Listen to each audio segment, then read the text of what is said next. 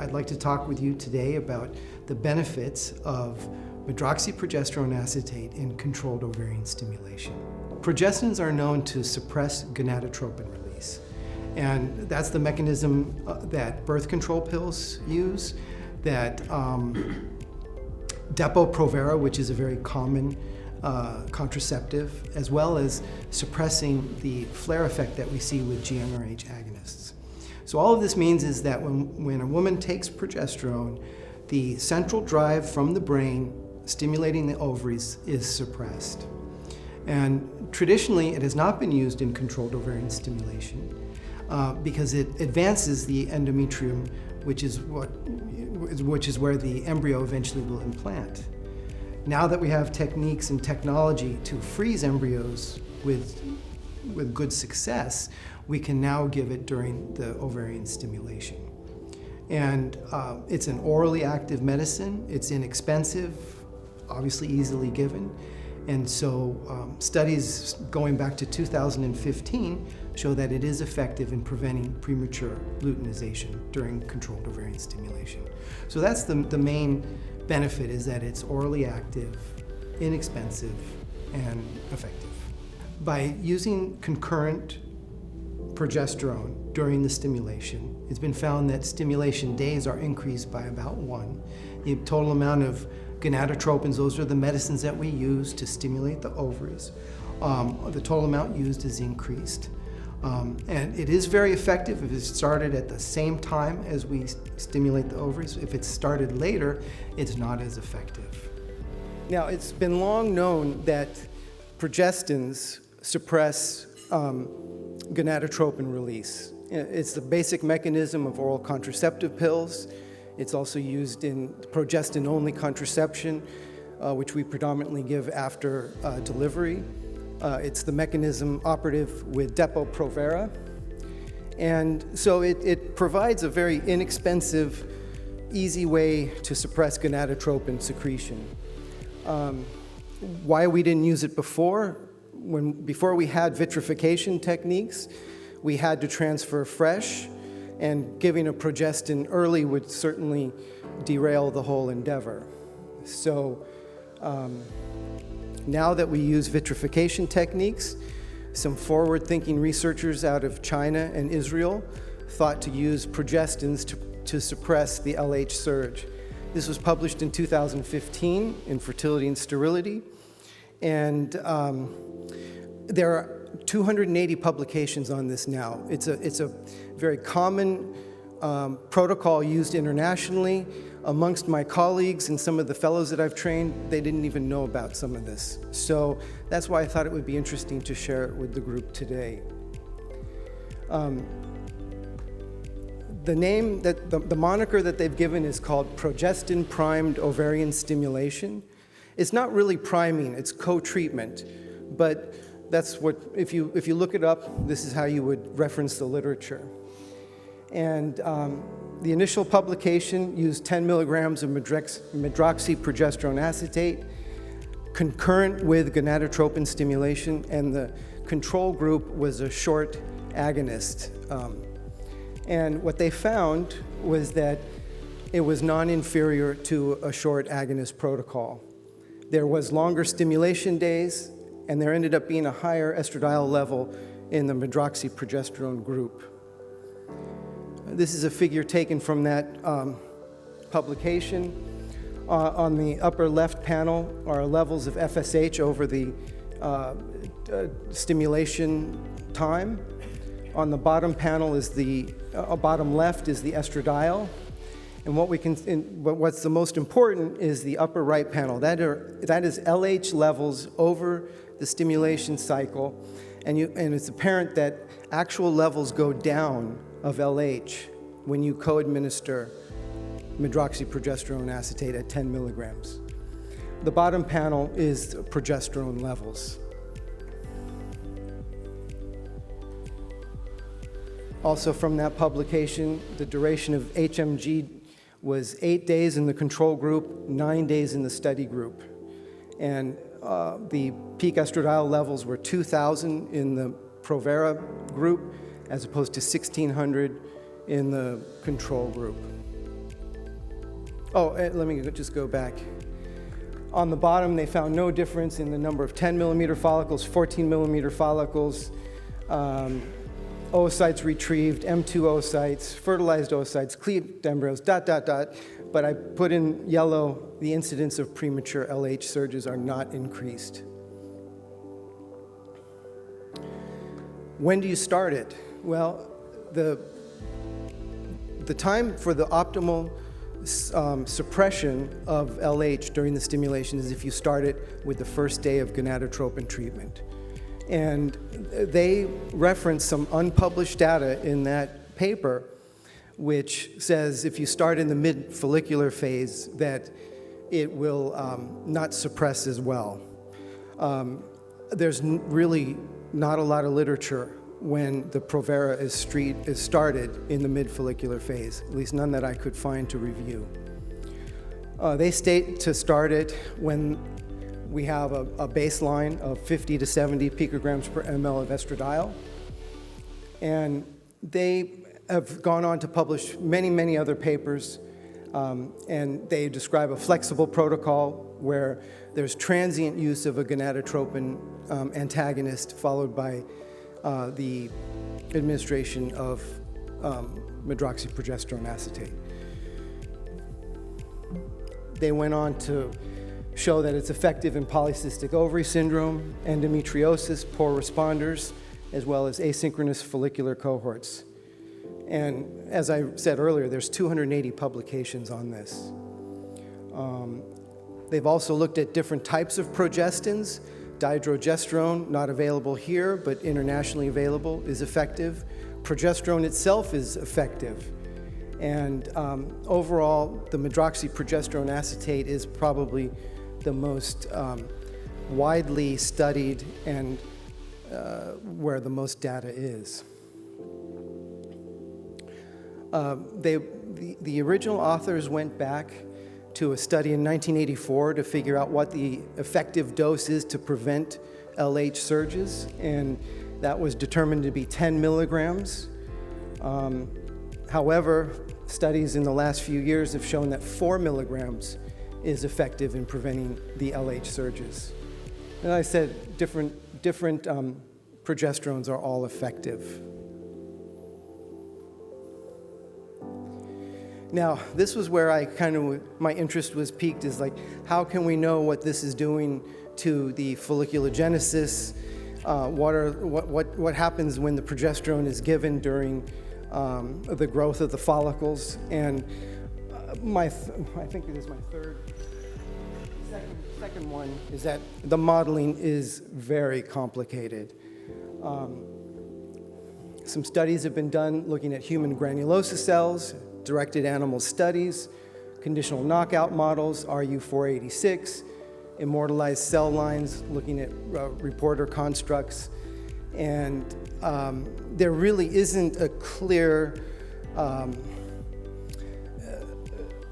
synthesizing the effect of progesterone during folliculogenesis is not clear.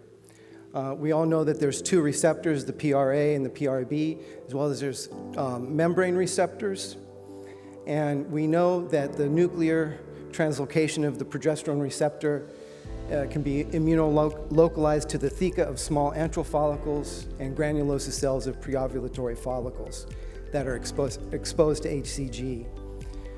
There needs to be nuclear translocation of the progesterone receptor for ovulation. And progesterone effects is that it can suppress primordial folliculogenesis through slowing granulosa growth. And that is probably why the cycle length is increased when it's used. So, I had patients asking me about this protocol. I've taken care of a lot of international patients. So I was asked, well, do you use progestin? Do you use the PPOS protocol? And my first answer was no, I don't know that much about it. So I decided that I was going to try it out. And so between September of 2021 and just last month, I used it in 19 IVF cycles in 16 patients. Now, this is not a randomized study. It is me deciding when I could use it, when I thought that it would be useful for a patient. I'm not going to be able to prove anything one way or another, but I do find that it is a useful adjunct in our armamentarium of medications. When did I select it? When patients had a high basal level of LH, or they had LH levels after a few days of stimulation. If they had elevated LH levels, then I would start it. I would say that I've done this in a minority of my patients. I usually use a GnRH antagonist. Rarely do I use a short agonist protocol, and rarely also a long agonist protocol. So this begs the question of when do we start the GnRH antagonist? And the guidelines are somewhat arbitrary. Some literature, well, if you look at the package insert, it says after stimulation days 5 or 6, or when the follicles reach about 13 millimeters, or when the estradiol levels are above 500 picograms per ml for an extended time. Now, I've had I've worked with different colleagues over the last 8 years. How each of them use the antagonist and when they start it is very different. And as an aside, I think that the GnRH antagonist is a phenomenal treatment. It brings down LH levels, it suppresses it almost too much. So I oftentimes will give either half doses or quarter doses of antagonist. It's available at a 3 milligram dose, but the standard daily dose is 250 micrograms. I prefer cetrotide because it's easier to be divided into sub-doses, but both ganirelix and cetrotide are equally effective.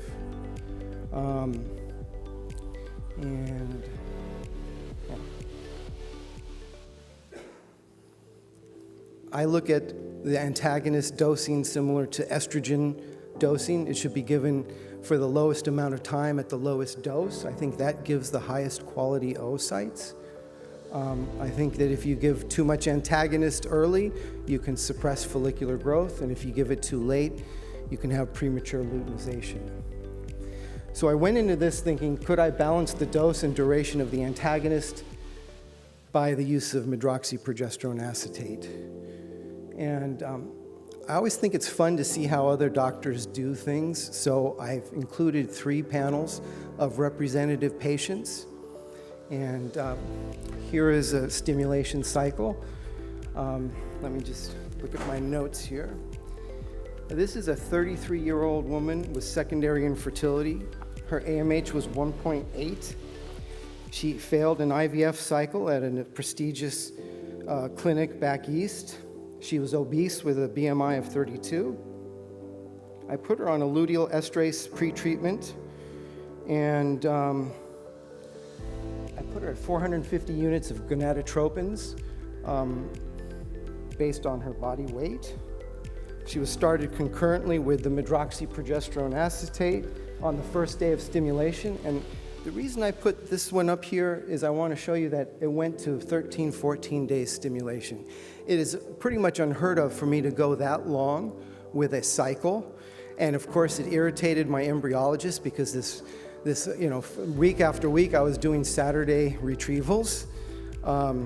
So it does, on average, prolong the length of the cycle. Let's see.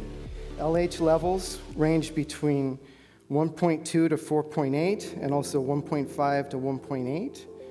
Peak estradiol was 2,481.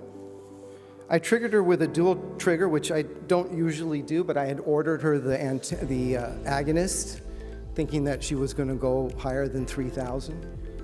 She got 10,000 units of HCG as well as the agonist. We got 6 M2 oocytes. They grew out 4 blastocysts, of which 3 were euploid. She became pregnant. This was one of the first patients that I did. This was back in June of 2022.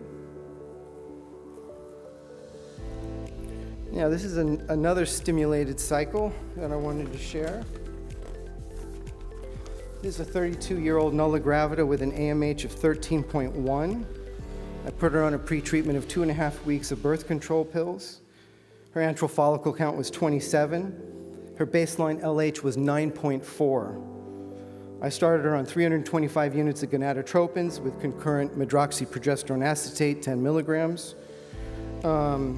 She had an unusually short cycle, as you can see. It went to 8-9 days. Peak estradiol was 4,568.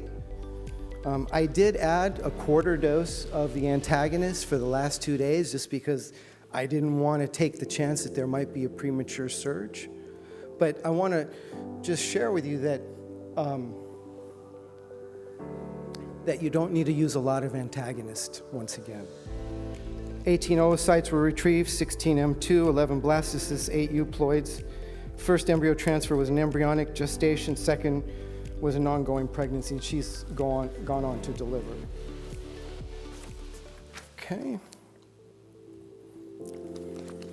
Last patient, I did this patient just back in April. 34-year-old nulla gravida, failed 2 IVF cycles at a local program.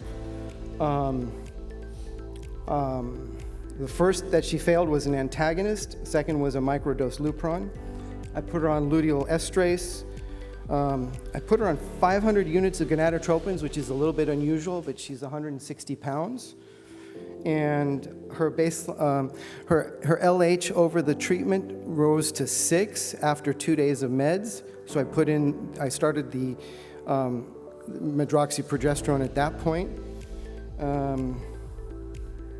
LH has remained between 5 and 5.2. She got half-dose antagonist for 4 days. Peak estradiol was 1370. We got 7 oocytes, 7 M2s, 3 blastocysts, 2 of which were euploid. So,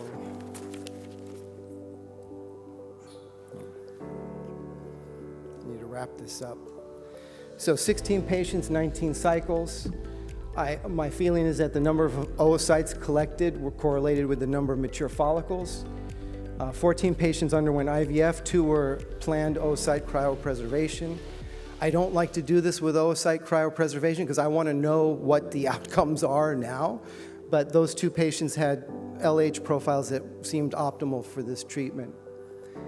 12 of the 14 patients undergoing IVF cultured euploid embryos. The 2 patients that did not culture euploid embryos really had unfavorable characteristics. One was 43, one had a unilateral salpingo-oophorectomy previously. 8 of the IVF patients have undergone 11 embryo transfers, and 6 have either ongoing pregnancies or have delivered. So I don't think it sacrifices embryo quality or implantation potential. So I think it's an inexpensive pharmacologic agent that can prevent premature LH surges. If you want to be most sure of its effectivity, start it on the first day of stimulation. The optimal patient would be someone with a high antral follicle count, a high AMH, and high basal levels of LH. Anticipate that you'll have 1 more day of stimulation before you start. I think it does limit the duration and total dose of the antagonist that you give, and I don't think it affects cumulative live birth rate. There is evidence in the literature that there's no adverse fetal or neonatal outcomes. Cost effectivity, it might be effective if you, since we have to freeze the embryos, it makes it more expensive. So you have to kind of look at the cost-effective analysis depending on how you're going to approach it. And I want to acknowledge Dr. Raj and, of course, my colleague at Reproductive Sciences Medical Center. So thank you all.